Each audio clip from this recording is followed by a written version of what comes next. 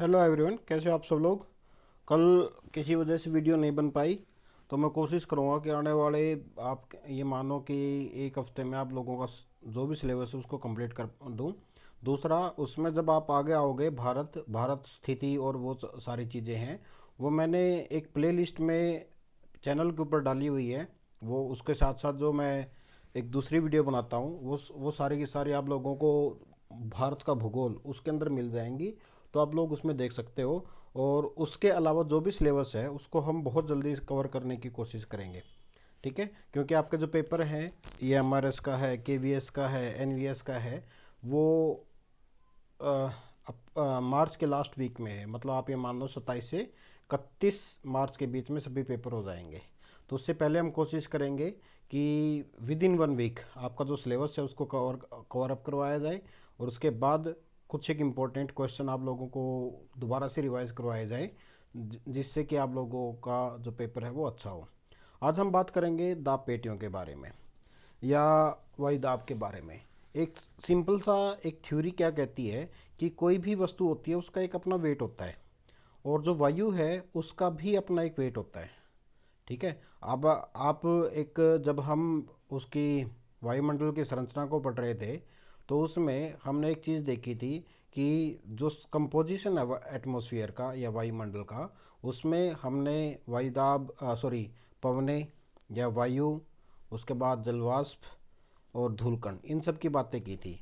तो ये सभी क्या करती हैं, ये पृथ्वी के ऊपर एक स्तंभ के रूप में काफ़ी ऊपर तक स्पेस तक फैली हुई होती हैं, और एक कोलमन जो होता है या एक स्तंभ होता है पृथ्वी के ऊपर एक दबाव डालता है, जिसको हम वायुदाब बोलते हैं, ठीक है। ये आप एक सिंपल सी चीज़ में कह सकते हो कि किसी भी स्थान के ऊपर एक स्तंभ के रूप में हवा का जो कुल भार होता है उसको हम वायुमंडलीय दाब के नाम से जानते हैं।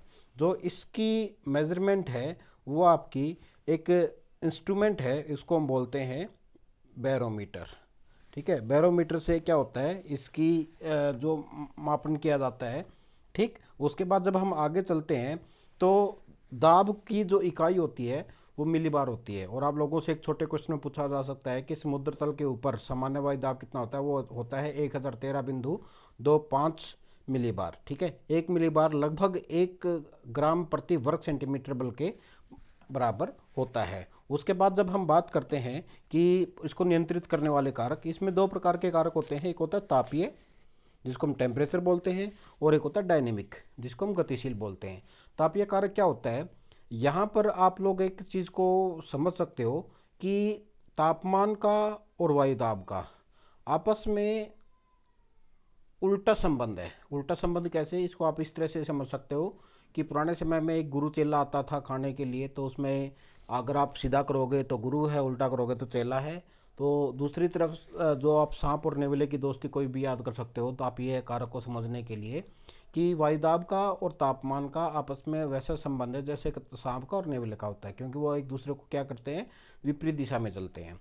तो सेम अवस्था में जो तापमान अगर कहीं पर बहुत ज़्यादा होता है, तो उस अवस्था में उस क्षेत्र के अंदर वायुदाब कम होता है। जिस क्षेत्र में तापमान कम होता है वहाँ पर वायुदाब बहुत ज़्यादा होता है।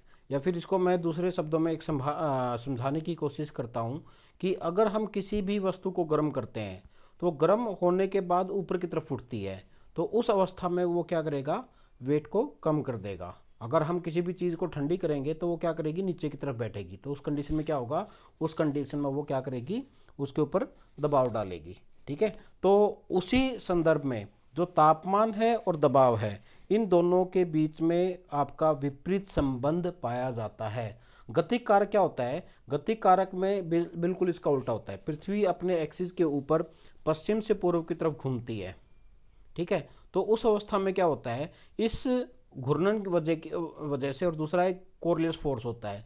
कोरियस फोर्स में क्या होता है, उसमें जो भी मूविंग ऑब्जेक्ट हैं, चाहे वो उत्तरी गोलार्ध में है चाहे वो दक्षिणी गोलार्ध में है, वो एक निश्चित डायरेक्शन के अंदर घूम जाते हैं, ठीक है। तो उसकी वजह से क्या होता है, एक सर्टेन प्लेसेस के ऊपर या स्थानों के ऊपर वायु का दाब पड़ता है, जो कि आपका डायनेमिक फैक्टर कहलाता है, ठीक है। तो हम इसको कह सकते हैं कि पृथ्वी के ऊपर बहुत सारे स्थान ऐसे होंगे जहां पर आपका केवल डायनेमिक वजह से क्या होता है, प्रेशर को पढ़ा जाता है। उसके बाद हमें एक और चीज़ आती है जिसको हम बोलते हैं प्रेशर ग्रेडियंट या दाब प्रवणता। पृथ्वी के ऊपर कोई भी दो बिंदु हैं, उनके बीच में जो वायुमंडलीय दाब के परिवर्तन की दर है उसको हम दाब प्रवणता बोलते हैं, प्रेशर ग्रेडियंट बोलते हैं। ठीक है, एक जगह पर अगर 900 है, दूसरी जगह पर 800 है, तो इन दोनों का अगर आप डिफरेंस देखोगे तो उसको हम बोलते हैं प्रेशर ग्रेडियंट। और मौसम चार्ट पर इसको हम आइसोबार्स के द्वारा दिखाए जाते हैं। आइसोबार क्या होती है? आइसोबार मुख्य रूप से जो आपकी वो लाइन होती है जो एक समान वाले वायुदाब वाले स्थानों को आपस में मिलाती है। आइसोबार्स, आइसो मान सम, बार्स का मतलब दाब, कि एक समान दाब वाले स्थानों को मिलाने वाली जो काल्पनिक रेखा होती है उसको हम क्या बोलते हैं? उसको हम आइसोबार के नाम से या समदाब रेखा के नाम से जानते हैं। ठीक है, क्षैतिज वितरण होता है। क्षैतिज वितरण में आपका जो वायुदाब है वो मुख्य रूप से वायु की जो वहाँ पर स्थिति होती है उसके ऊपर डिपेंड करता है, जिसमें मुख्य रूप से वायु का तापमान की बात करते हैं, पृथ्वी की घूर्णन गति की बात करते हैं, और जलवाष्प की उपलब्धता, जलवाष्प की उपस्थिति उसकी हम क्या करते हैं, उसके बारे में स्टडी करते हैं। जो इसमें मेन चीज़ें आती हैं, पृथ्वी के ऊपर मुख्य रूप से 7 दाब पेटियां पाई जाती हैं। एक है भूमध्य रेखीय निम्न वायुदाब पेटी, 2 उपोष्ण कटिबंधीय उच्च दाब पेटी, 2 उप ध्रुवीय निम्न दबाव पेटी और 2 ध्रुवीय उच्च दबाव पेटी। अब हम इसको डायग्राम से समझने की कोशिश करते हैं। आप लोगों के सामने ये एक डायग्राम है। डायग्राम के अंदर आप लोगों को विश्व के अंदर जो आइडियल कंडीशन होती है एयर प्रेशर की वो दिखाई गई है। एक इक्वेटोरियल लो प्रेशर बेल्ट, उसके बाद सब ट्रॉपिकल हाई प्रेशर बेल्ट, उसके बाद सब पोलर लो प्रेशर बेल्ट और उसके बाद हाई प्रेशर बेल्ट है। इनकी जो स्थिति है वो दिखाई गई है। 0 डिग्री है, उसके 5 डिग्री उत्तर की तरफ और 5 डिग्री दक्षिण की तरफ। अगर हम उत्तरी और दक्षिणी गोलार्ध में चलेंगे 30 डिग्री से 35 डिग्री, 60 डिग्री से 65 डिग्री और 80 डिग्री से 90 डिग्री। या आप इसको है ना अलग अलग बुक में अलग अलग मिलेगा, मगर आप लोग इसको 5-10 डिग्री का अगर आप मानोगे तो ये काम चल जाएगा दोनों गोलार्धों को मिला के। ठीक है, अब मेन चीज़ क्या आती है कि यहाँ पर कुछ एक जो दाब पेटियाँ हैं वो है थर्मल इंड्यूस। थर्मल इंड्यूस का मतलब क्या है? उनके बनने का जो मुख्य कारण है वह है तापमान, जिसमें आती है भूमध्य रेखीय निम्न दाब पेटी और आपकी जितनी भी जो ये हैं ध्रुवीय उच्च दाब पेटियाँ, ये क्या करती हैं? ये तापमान की वजह से बनती हैं। वो कैसे कि ध्रुव जो आपका भूमध्य रेखा है वहाँ पर सारा साल तापमान अधिक रहता है, और तापमान अधिक रहता है तो इस अवस्था में क्या होता है? इस अवस्था में जो यहाँ पर वायु होती है धरातल के पास वो गर्म होकर ऊपर की तरफ उठती है, तो यहाँ पर क्या होता है? लो प्रेशर का क्रिएट होता है। दूसरी चीज़ें क्या होती है? जो अलग अलग गोलार्ध से जो पवनें आती हैं वो यहाँ पर आकर मिलके ऊपर की तरफ उठती हैं, जिससे कि निम्न वायुदाब बनता है। सेम अवस्था में जो आपकी हाई प्रेशर बेल्ट है पोलर वाली, क्योंकि हमें ये पता है कि ध्रुवों के ऊपर पूरा साल है वो तापमान कम रहता है, तो तापमान कम रहने की वजह से क्या होगा कि यहाँ पर आपका जो प्रेशर है वो हाई रहेगा। तो ये वाला जो क्षेत्र है, एक तो ये वाला क्षेत्र है और आपका एक ये वाला क्षेत्र है और एक आपका ये वाला क्षेत्र है। ये हाई प्रेशर है और ये भी आपका लो प्रेशर है। ये है आपकी थर्मल इंड्यूस्ड। थर्मल इंड्यूस्ड का मतलब मैंने आप लोगों को बता दिया कि वो तापमान की वजह से होती हैं। और जो ये बाकी रह गई, बाकी कौन सी रह गई? बाकी जो आपकी रह गई वो रह गई ये वाली, ये वाली, ये वाली, ये वाली और ये वाली।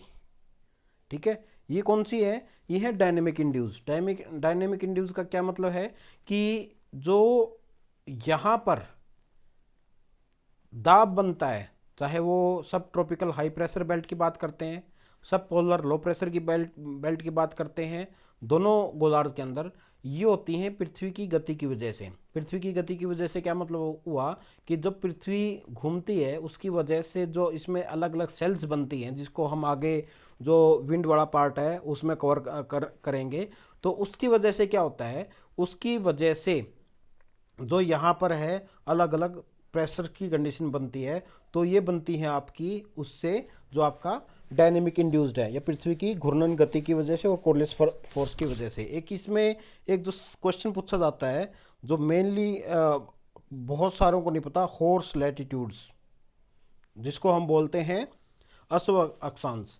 ये क्या होते हैं? ये वास्तव में क्या चीज है? जब यहां से हवा गर्म होकर ऊपर की तरफ उठती है, यहां से हवा गर्म होकर उठी, उसके बाद क्या हुआ, ये ऊपर जाने के बाद ठंडी होगी, क्योंकि हमने नॉर्मल लैप्स रेट को पढ़ा था, जिसमें ये आती है कि हर 165 मीटर की ऊंचाई के ऊपर 1 डिग्री सेंटीग्रेड तापमान कम हो जाता है। तो तापमान कम होता है, उसके बाद ये क्या करती है, 30 से 35 डिग्री के आसपास ये वापस नीचे की तरफ बैठती हैं ठंडी होने की वजह से, क्योंकि यहाँ से पवनें इस तरफ बढ़ती हैं, इक्वेटर की तरफ बढ़ती हैं। तो उस कंडीशन में जो यहाँ पर एक सेल बनती है जिसको हम बोलते हैं हेडले सेल। हेडले सेल, क्योंकि इसका जो खोज है या इसके बारे में जो एक्सप्लेनेशन है वो एडमंड हेडले ने की थी, तो इसलिए इसको हम हेडले सेल बोलते हैं। तो उस अवस्था में क्या हो गया, यहाँ पर 30 से 35 डिग्री के बीच में जो आपका वर्टिकल ऊर्ध्वाधर जो मूवमेंट है वो एयर का होता है, और यहाँ पर क्या है, वर्टिकल जो आपका हॉरिजॉन्टल है या जो अक्षैतिज है वो मूवमेंट नहीं होता। तो पुराने समय की जब बात थी, जिस समय पर जो अंग्रेज़ों का जो राज होता था पूरे वर्ल्ड के ऊपर, तो वो क्या करते थे, एक स्थान से दूसरे स्थान पर जाने के लिए एक स्थान से दूसरे स्थान पर जब जाते थे तो जहाज़ों का प्रयोग करते थे। और पुराने समय पर जो जहाज़ हैं वो पोत के माध्यम से चलते थे, मतलब उनके पास बड़ा सा एक कपड़ा होता था, उस कपड़े के सहायता से वो क्या करते थे, आगे की तरफ मूव करते थे, इस प्रकार से चलते थे। ठीक है, उसके बाद क्या हुआ, उसके बाद जब वो इस क्षेत्र में आते थे तो इस क्षेत्र में आने के बाद उनके जहाज की गति बिल्कुल रुक जाती थी। कैप्टन परेशान कि जी अब क्या हो गया, हम आगे नहीं जा रहे, हमें जहाँ पर पहुँचना वहाँ पे पहुँच नहीं पा रहे, अब क्या किया जाए।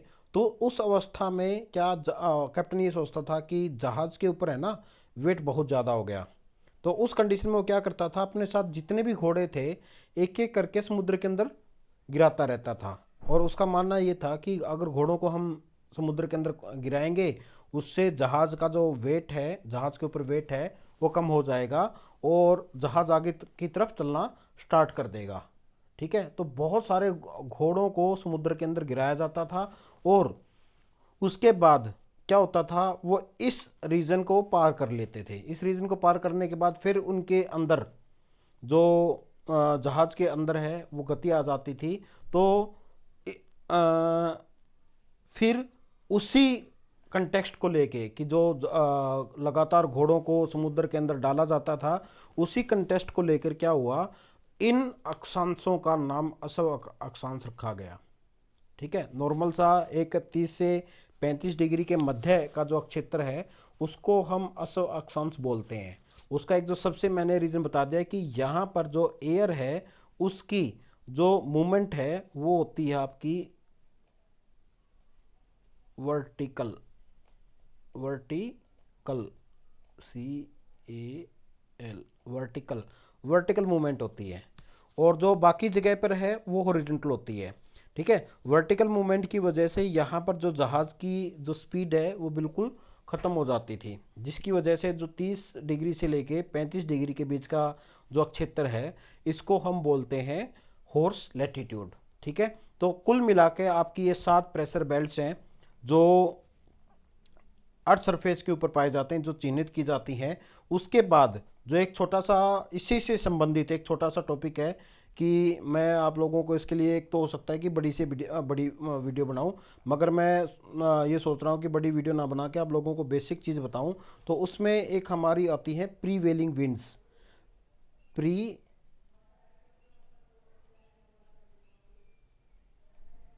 प्रीवेलिंग विंड्स मतलब जिसको हम बोलते हैं स्थायी पवने।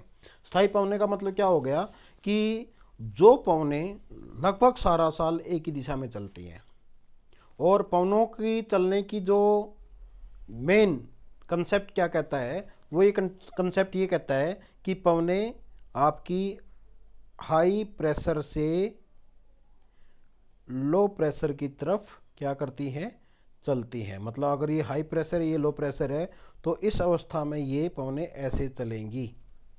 ठीक है। इससे पहले हमने क्या किया है, इससे पहले हमने जितने अर्थ सरफेस के ऊपर मेजर मेजर प्रेशर बेल्ट्स पाई जाती हैं उनके बारे में स्टडी की है कि हमारी जो मुख्य 7 प्रेशर बेल्ट्स पाई जाती हैं जो आपकी एक सीक्वेंस के अंदर सेट है। जैसे कि ये लो प्रेशर है, ये जिसको हम डोलड्रम के नाम से जानते हैं, ये हाई प्रेशर है, ये आपकी क्या कहलाती है, tropical high pressure belt, horse latitude बोलते हैं इसको, सब पोलर लो प्रेशर बेल्ट बोलते हैं इसको, हाई हाई प्रेशर बेल्ट बोलते हैं। अब क्या है कि इनके बीच में जो आपकी विंड चलती हैं, विंड कैसे चलती है, यहाँ से इस तरफ पवनें चलेंगी, यहाँ से इस तरफ पवनें चलेंगी, यहाँ से इस तरफ पवनें चलेंगी, ये थ्योरी कहती है जो पवन चलने की है।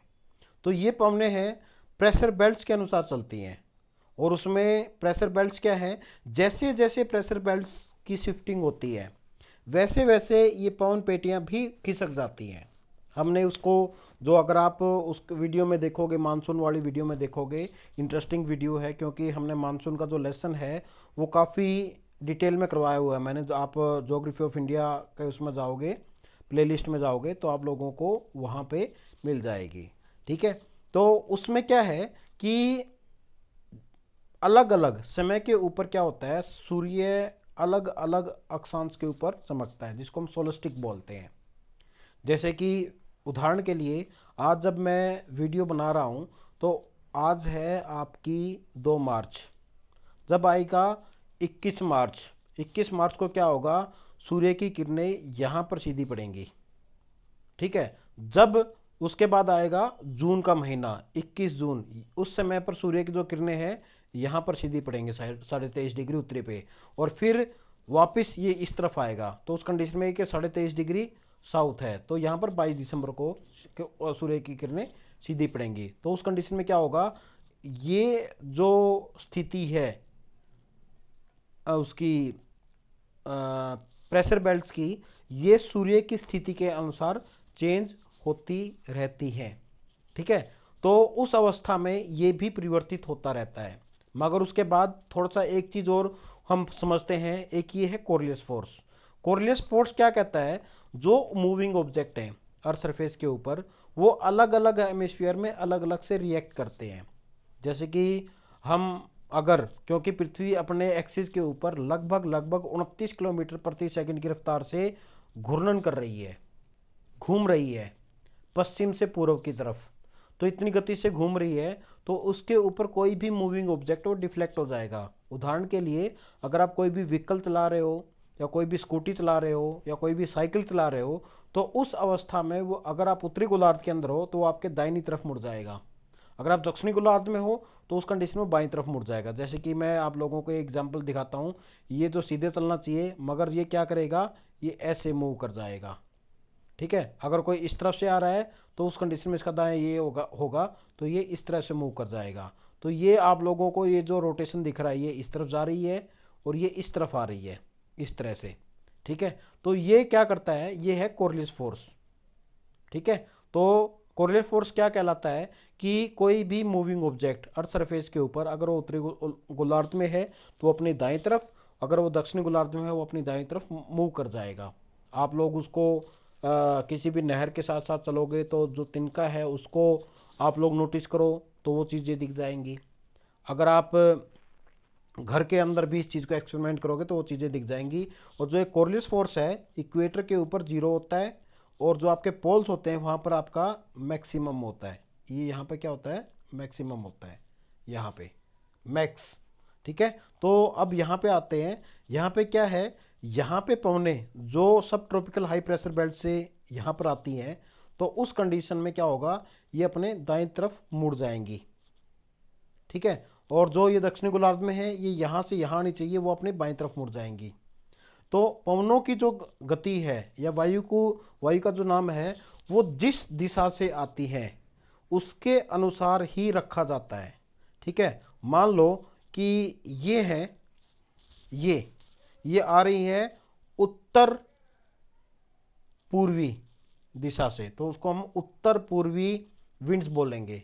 ये आ रही है दक्षिण पूर्व से तो उसको हम दक्षिणी पूर्वी बोलेंगे। ठीक है।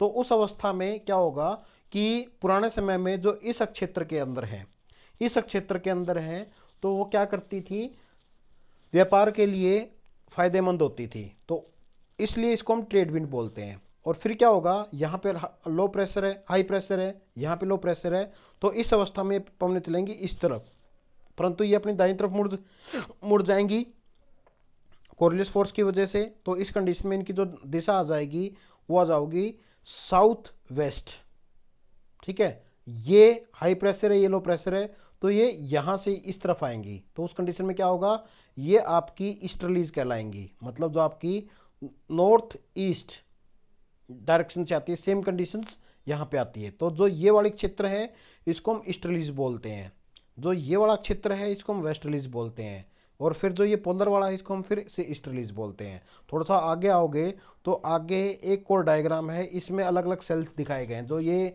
इक्वेटर के ऊपर चीज़ें आती हैं तो इसको हम बोलते हैं इंटर ट्रॉपिकल कन्वर्जेंस जोन। जो इसके बीच में एक क्षेत्र होता है इसको हम बोलते हैं हेडले सेल। जो ये वाला क्षेत्र इसको बोलते हैं फेरल सेल, और जो ये सबसे ऊपर होता है इसको हम बोलते हैं पोलर सेल। तो इसमें क्या है, इसमें अलग अलग अक्षांशों के ऊपर अलग अलग दाब पेटियाँ होती हैं, उन दाब पेटियों से अलग अलग डायरेक्शन में पवनें चलती हैं। जो ये पवनें चलती हैं पूरा साल लगभग एक दिशा में चलती हैं, इसलिए इसको हम परमानेंट विंड्स के नाम से जानते हैं। तो ये है आपका मुख्य रूप से मोटा मोटा चीज़ें। जो ये चीज़ें हैं मैं आप लोगों को टेलीग्राम के अंदर डाल दूंगा, जो आपकी पीडीएफ है, और पीडीएफ से आप लोग अच्छी प्रकार से इसको पढ़ सकते हैं। फिर भी अगर आप लोगों को कोई भी चीज़ समझ में नहीं आती तो आप लोग मेरे कमेंट्स करके पूछ सकते हैं, मैं आप लोगों का उत्तर देने की कोशिश करूँगा। बहुत बहुत धन्यवाद। आप लोग चैनल को सब्सक्राइब कर लें, शेयर कर लें, ताकि आप लोगों के पास इन्फॉर्मेटिव वीडियोस आती रहें। बहुत बहुत धन्यवाद।